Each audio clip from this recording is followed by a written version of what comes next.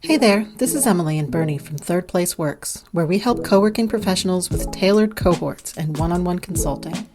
Our proven frameworks can help you get focused, stay accountable, and see real results. Want to learn more? Check out the show notes for all the details on how to join us and take your co-working business to the next level.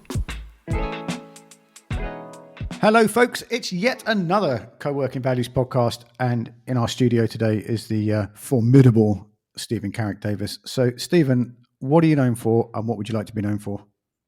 Good question, Bernie. I don't think I'm very formidable, but I have been working for the last few years on really supporting people into a changing world of work. I run FaceWork, and what would I like to be known for? I suppose being authentic, being genuine, and really making a difference. You do.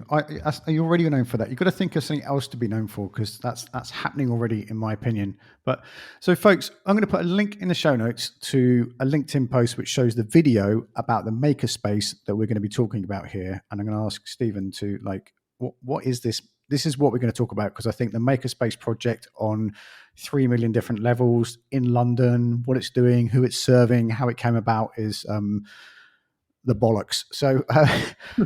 Where do you want to begin with that? Well, Bernie, like you and many other people in our co-work world, some of us came into it almost accidentally because they saw a space, and after COVID realized that people were atomized and they needed to come back together because good work is social.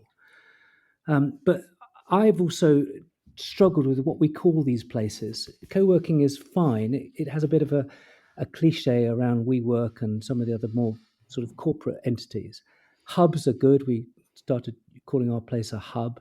And really, in a way, it's not so much what you call it, it's how people see it. And being on the high street is important. So we've been working with a lot of people who are furthest from the labour market. And I suppose that's the difference between a social or community-led co-working space and more of a corporate one. I haven't been very good, Bernie, at actually making money. We've just about kept in the black.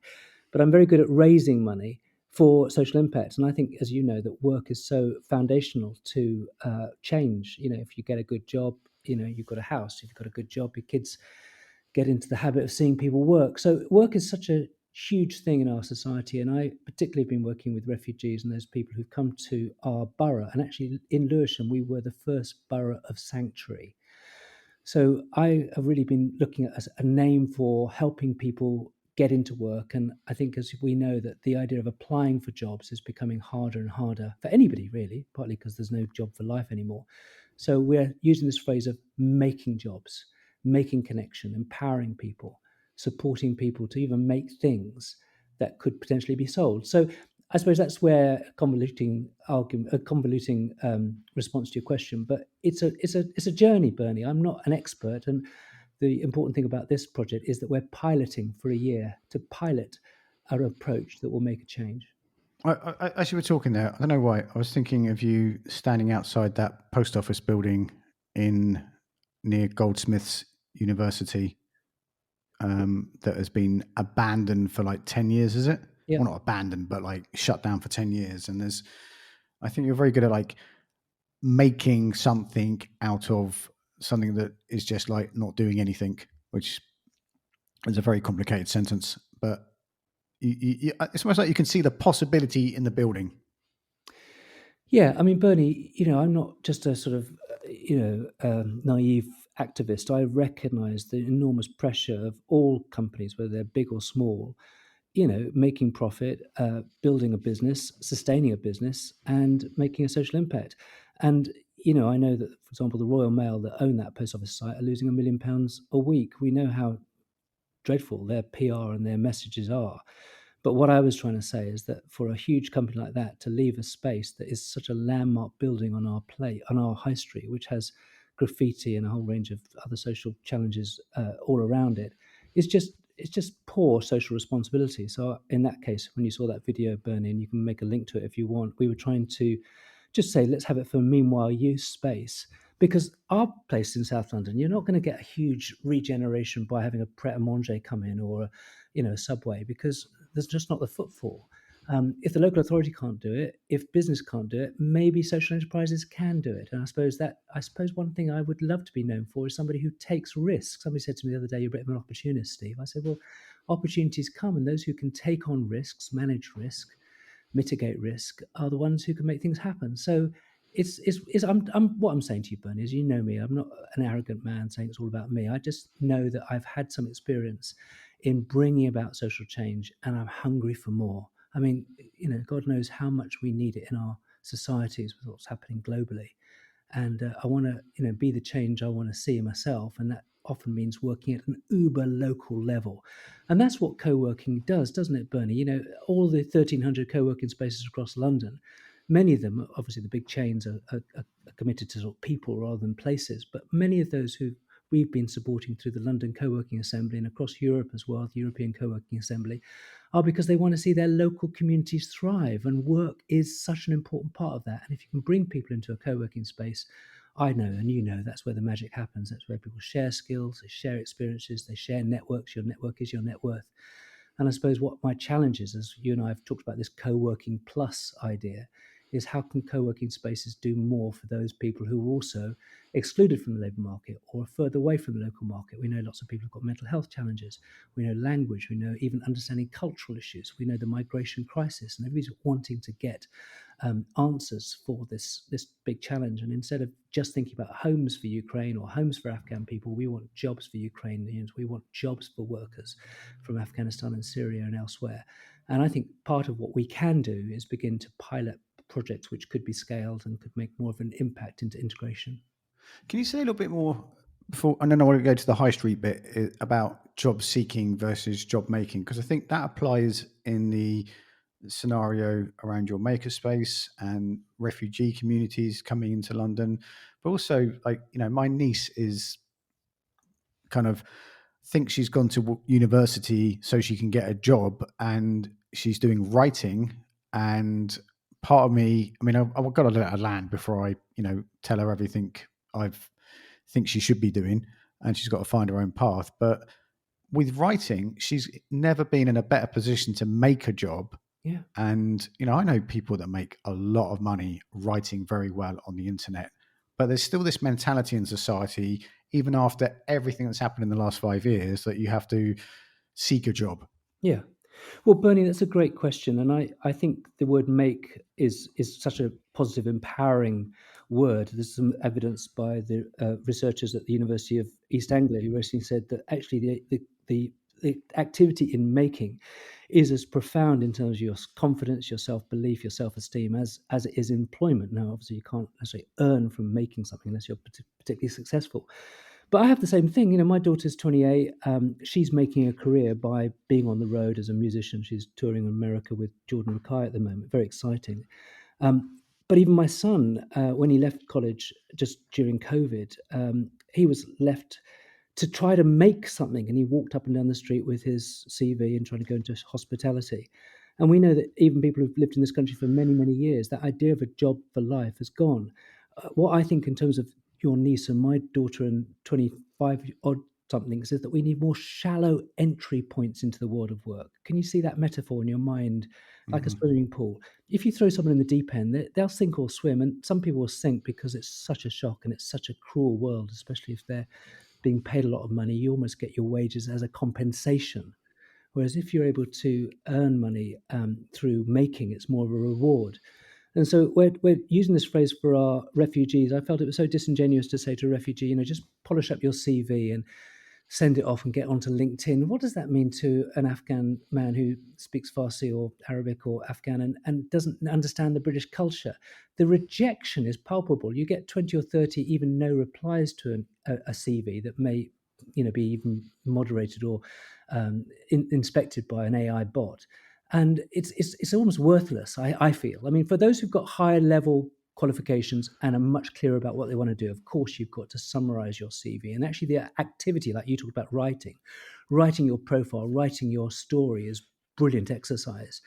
But my argument is that your network is more important than your CV these days. And that's why this word making is often seen as a CNC machine or a 3D laser printer or a kind of workshop. And there are maker spaces like that. That's great. I'm thinking of this makerspace in a much more broader term of making connections, making things that bring people together, connection, making conversations, making food, making music. And I think that is something that's so important, isn't it, Bernie? We saw over the summer last year that in Britain, sadly, I say this to our shame, really, we saw this huge kickback against refugees. And we've seen that obviously in Germany and Austria and elsewhere as well. So we're not alone on that. But if we don't meet people, if we don't understand people, we won't we'll always see people as others, or some people always see other people as the other. We've all come from somewhere, Bernie. That's the reality. I was born in India. I lived in India for the first 8 years of my life. And when I came here, I remember the culture shock. So maybe I've got a predisposition to support people who've come here. I don't want this to be too political. But as I said before, everybody comes from somewhere. And everybody in our local community has to get on with our neighbours. So this idea of making is profoundly about helping people get into work, but it's also about social integration. There is overwhelming evidence, like academic and government and everything like that, where when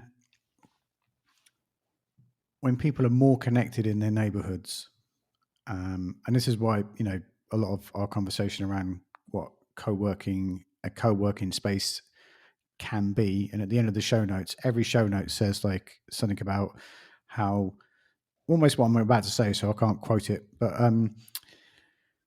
when everyone's connected, the level of trust in the neighborhood goes up really high, and people start helping each other. Crime goes down, the costs of running the neighborhood and everything go down. And people, I think, when you and I were young, Steve, people would go to the pub, they go to church, or another place of worship. Yep. There were community centers and everything like that, and they've all been, by different governments ripped out in different ways. So there's kind of like, obviously there are places to go, but there's like nowhere for people to bump into each other. And another podcast we were on, there's a guy, an architect called Matthias Holowich, and he has a book called New Aging, and the whole book is about how neighborhoods work better when everyone's connected, like young and old people. And his big thing, I'll link to the podcast because it's easier than explaining the whole premise here, but how old people are pioneers, and when old people are like over in the old people's home and the young people are over here doing whatever they do, we miss out on each other. Yeah. And that whole connection in society now, especially after the events in the election in the US, finding ways to connect is so important. Well, just on that briefly, Bernie, I was so inspired by the guest that you brought to the last couple of co-working assemblies in London, John Alexander, whose book Citizenship, why all of us are the answer to everything, working together. And he plots this historical framework of looking like, 200 years ago we were subjects, just bow to the king and country and you'll be happy.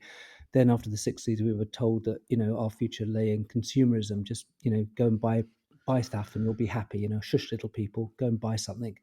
And COVID really tore a horse and cart through that. And for the first time, we started to really care about that uber local expression of being a citizen. That has changed, obviously, with the sort of huge race to go back to the city. But I don't know, there was nothing good about COVID. I don't want to say there was a silver lining because people died and it was a real tragedy. But the one thing that did come about is people's connection, even if it was socially distanced, in the sense that we were really in our own spaces. And that we have to hang on to that, Bernie. I know it sounds a bit, hippie and a bit, but you're right. The foundational economy in our local streets, the shopkeepers, the people who cut keys, the people who, clean our streets. These things are really, really important. And COVID sort of realigned who was important in our society. And I believe that that's a good wake-up call to recognise that we are all valuable. And I think co-working has got to be broader than just, well, you and I have talked about this before, the elite and exclusive, white men in white suits, having a beer at the end of the day. They should be open for young people. I'm just working with some schools and colleges around work experience, saying, young people would go into a co-working space. They'd get a great work experience by talking to people in the workplace. So there we are, a couple of things to think about. But let's talk a little bit about this making idea a bit more, Bernie, because I don't know whether you think other co-working spaces could be a bit more adventurous in thinking about this concept of making connections. We know, don't we, that lots of co-working communities do have their socials. They have their pizza parties, they'll have their events. Sometimes members will do a little hotspot for others. But how do we strengthen our communities within our makerspaces or our co-working spaces? Me and do you remember Tilly Harris? Yes.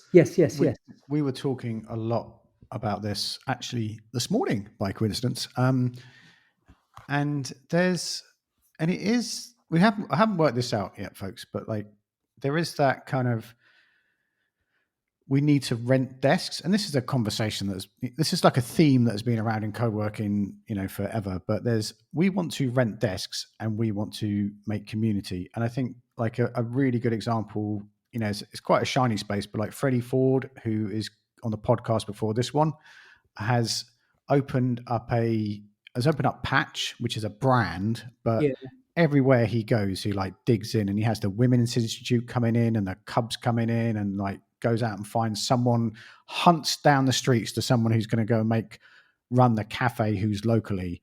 And so he's definitely building a business, but he's also building something that is I'm going to call it I'm not sure this is his language, but is a 21st century community center. Yeah.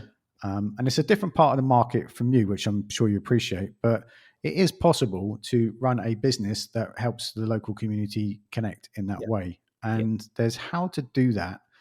And I think as I'm going on, I think it's kind of like the confidence that people running it have. And it seems, I heard this phrase the other day, which was like, everyone wants to challenge the status quo until they need to.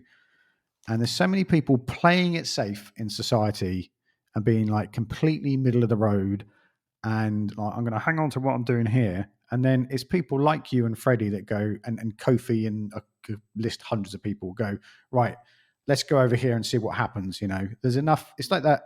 Something that annoys the hell out of me is there's the Ken Robinson talk from like 20 years ago about education and creativity. Yeah. And every teacher I know goes, that's a great talk, isn't it? Yeah. And like education's never been more shit. Yeah. And people don't notice that it's, we're going off of topic here, but people don't notice that education is now a business rather than, a life enabler. Yeah. And I think the people who go, I'm going to have a go at this, and the best co-working spaces I found, whether they're big ones or little ones, are folks that are kind of annoyed and scratching an itch, and then they create this space. Yeah, I mean, I think you're absolutely right, but we've got to be profoundly positive. I say that in a way because often, as you say, everyone's challenging the status quo until they have to. Often the challenge is very negative. You should be doing this. You should be doing this. People are longing for answers with people who actually walk the talk. And again, I fall down a lot of the time, so I'm not walking all the time. But we can be positive. We can be, activists, and we have to speak truth to power. And that sounds like a political thing, and it's difficult. But I've been slightly just nudging local authorities, the GLA, anybody I work with, to say, look, check your privilege, check where you're coming from. Do you really meet people who've got, 50 pence in their pocket?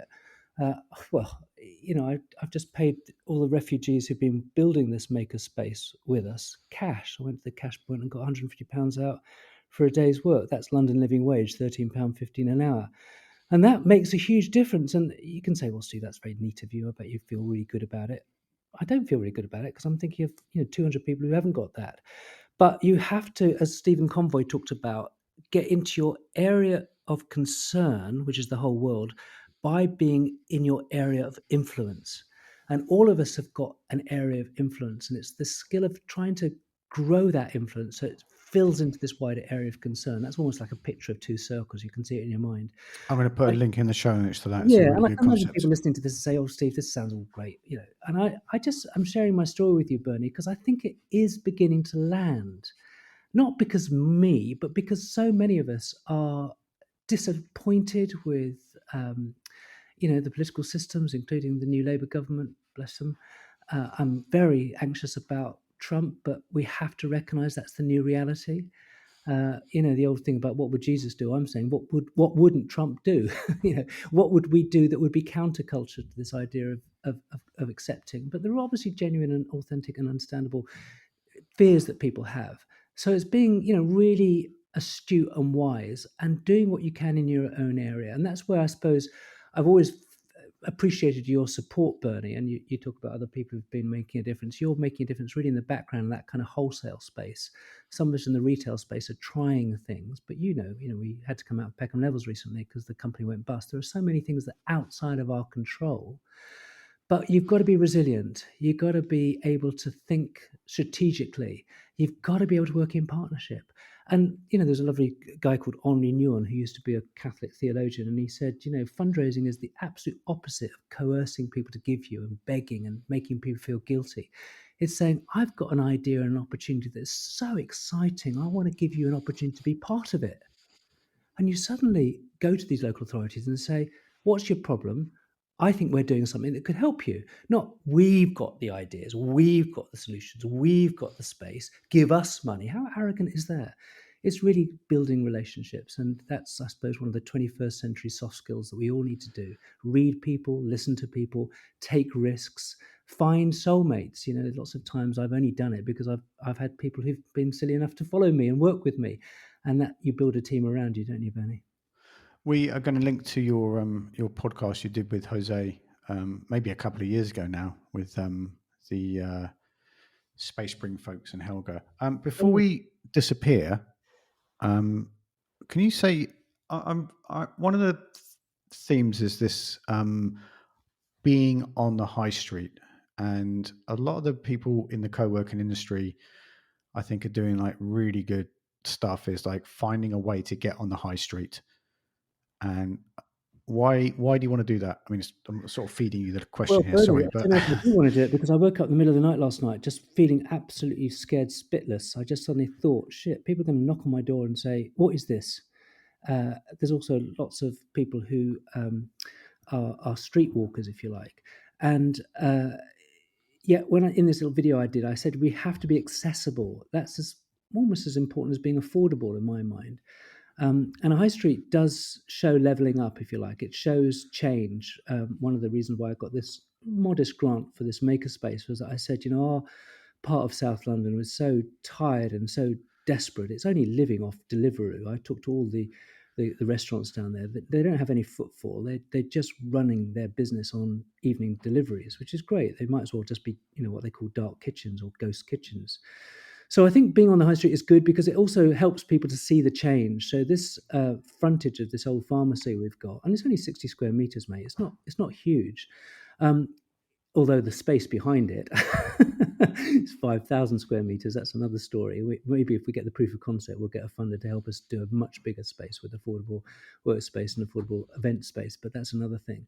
But hear me out, Bernie. What I think I'm saying is the high street is part of our shared space. You talked about, where do people meet? They don't meet in faith communities. They don't meet in doctors' surgeries. They don't even meet in schools anymore. Because you look at parents when they drop their kids off, they're so time poor and having to run to their shops. There's not even that kind of PTA thing anymore. I mean, I've got to interrupt you. I really noticed that when we moved to Spain is I have lived here less time and I know more parents at our son's school because everyone, particularly on Friday, everyone just stands around for like an hour chatting. And in the summer, just to make everyone jealous, everyone jumps in their cars and goes to the beach after school. Yeah. Everyone at school in Ilford, where we used to live, was like, I mean, obviously we knew people and had friends there, but it was like 5 minutes at the school gate, bang, off. I know. I mean, part of that is urbanization. People have to travel and it takes time. And many of the parents that we work with are holding down 2 or 3 jobs. And, I'm not saying this in any way of blame. I'm just talking about, where do we build social capital, to use the jargon? And I think we need to kind of think of a kind of string of pearls where you look at a community and think, okay, that's where people are meeting, the park. That's where people are meeting at an event or hospitality and that sort of thing. And I think co-working spaces is part of that. So I'm committed to try to be visible. And in some ways, you never know what you do inspire people. We've got a big QR code on the front of this new building. It's going to be Makerspace here and Workspace 500 yards up the road to that lovely space you've seen before called Hatcham House, which is a lovely old members club. And we're trying to resurrect just hot desking there. So I think what I want us to say to all of us who run co-working is let's try and be bold. let's try, obviously, and even with what happened at Peckham Levels where we were in this car park, is we had no footfall. So it was ever so hard to market. You had to use social media to get members and that sort of thing. And we did it okay. We had 300 members at one stage, which was just enough, partly because we were offering co-working, hot desking spaces. But high streets are places where people see, even they see it from the car. So just inspiring people, a makerspace on a high street. What does that mean about a community? Oh, it's a community of artists, creatives, especially if you then say it's part of the borough of Sanctuary and we're supporting refugees. That's part changing the mood and changing the tone. And of course, we'll probably get a couple of bricks through the window. I was spraying the front of the building the other day with this lovely neighbour who was who was a painter and decorator. He said, "What do you need?" I said, "I've got a spray gun." He said, "I've got one." He came in. He said, "You do realise it's going to be tagged tomorrow?" I said, "Yeah, I know it'll be, but we'll paint it straight away. Zero tolerance. We'll try and keep the place clean and professional."